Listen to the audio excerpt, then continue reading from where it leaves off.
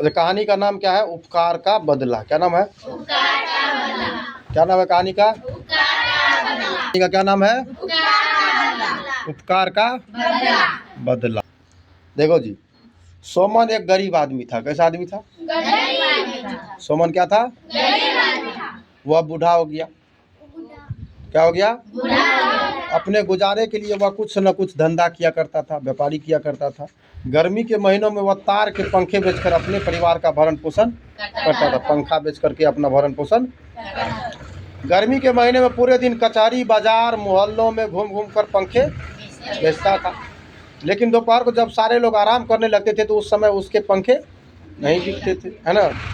उस समय वह एक पेड़ के नीचे विश्राम करता था। किसके नीचे? पेड़ के नीचे।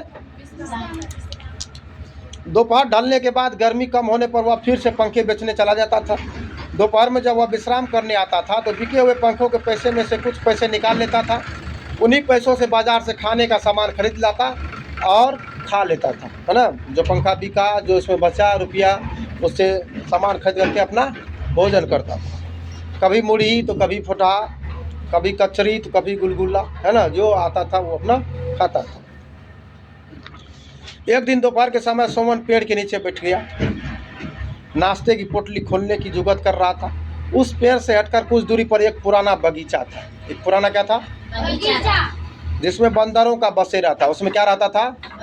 बंदर रहता था। क्या रहता था? बंदर रहता था। उनमें से एक मोटा सा बंदर पेड़ से थोड़ी दूर पर आकर बैठ गया। मोटा बंदर क्या हुआ? उस पेड़ के कुछ दूरी पर आकर के बैठ गया, है ना।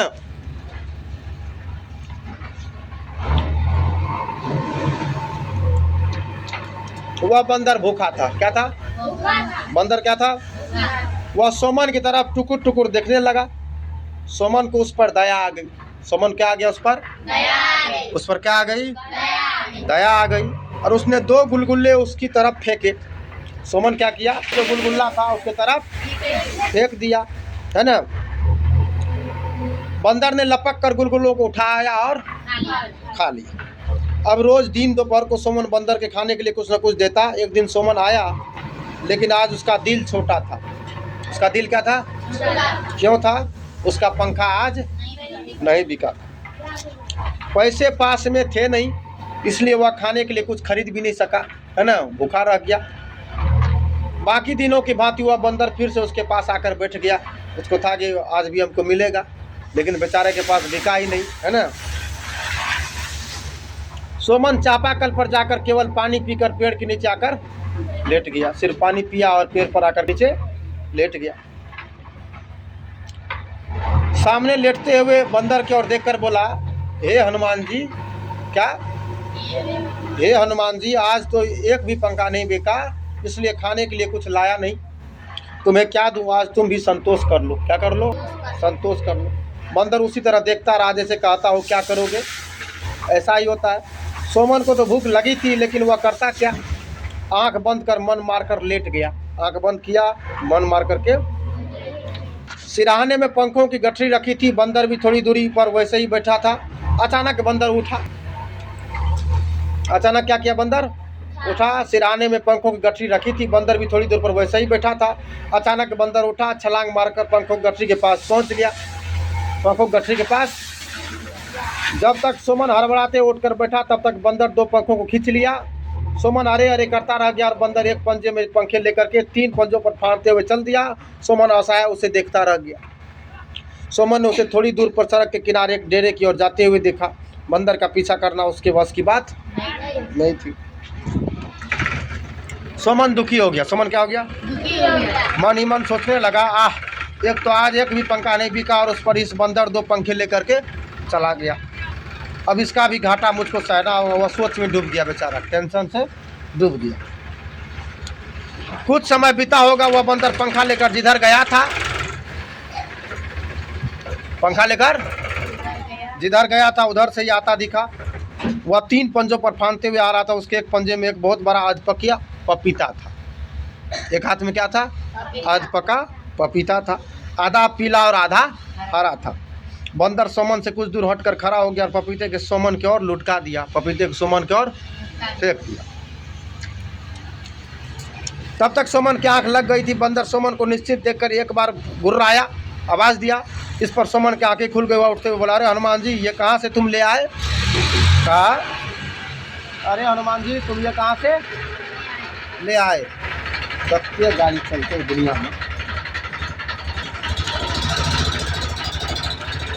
सोमन ने एक बार बंदर को देखा। किसको देखा? फिर पपीते को देखा, लेकिन उसके पपीते को छुआ नहीं।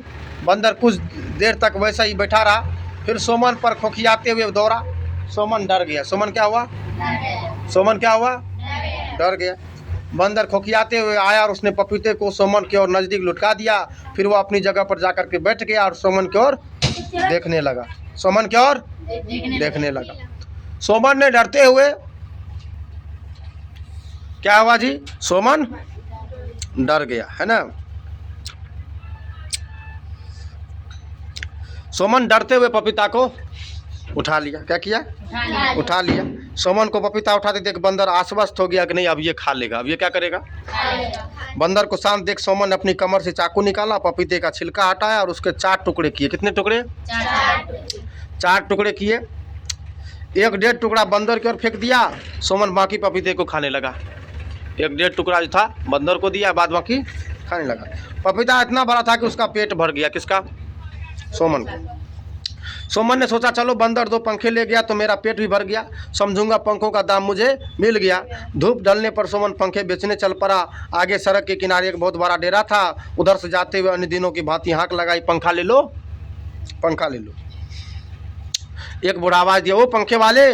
डेरे से किसी ने पुकारा। सोमन फाटक खोले, डेरे के अंदर गया। वहाँ एक भद्र पुरुष खड़ा था। कौन? एक आदमी खड़ा था। उन्होंने सोमन को बरामदे में पर फेंके हुए पंखों को दिखाते हुए पूछा, ये दोनों पंखे तुम्हारे हैं? कहा, जी सरकार मेरे हैं। क्या कहा? जी सरकार मेरे हैं। ये पंखे एक बंदर फेंक गया था, ले जाओ अपने पंखे। सोमन ने चारों तरफ देखा। एक तरफ पपीते के 3-4 पेड़ और उस पर ढेर सारे अथवा के पपीते लटके हुए थे। क्या थे? लटके हुए थे। सोमन ने पूछा, सरकार क्या बंदर ने आपका पपीता भी तोड़ा है? क्या कहा? सरकार क्या बंदर ने आपका पपीता भी तोड़ा है? भद्र पुरुष थोड़ा चकित होते बोला, हाँ हाँ, पंखों को यही फेंक कर वह एक पपीता तोड़ ले गया। पंखा यहाँ दे दिया और एक पपीता तोड़ ले गया। भद्र पुरुष थोड़ा चकित हो गया। सोमन बोला, सरकार तब ये पंखे मैं नहीं लूंगा। कहा, जब पंखा दे करके ये पपीता तोड़ लिया बंदर तो ये पंखा मैं नहीं लूंगा। सोमन बोला। आदमी बोला, क्यों?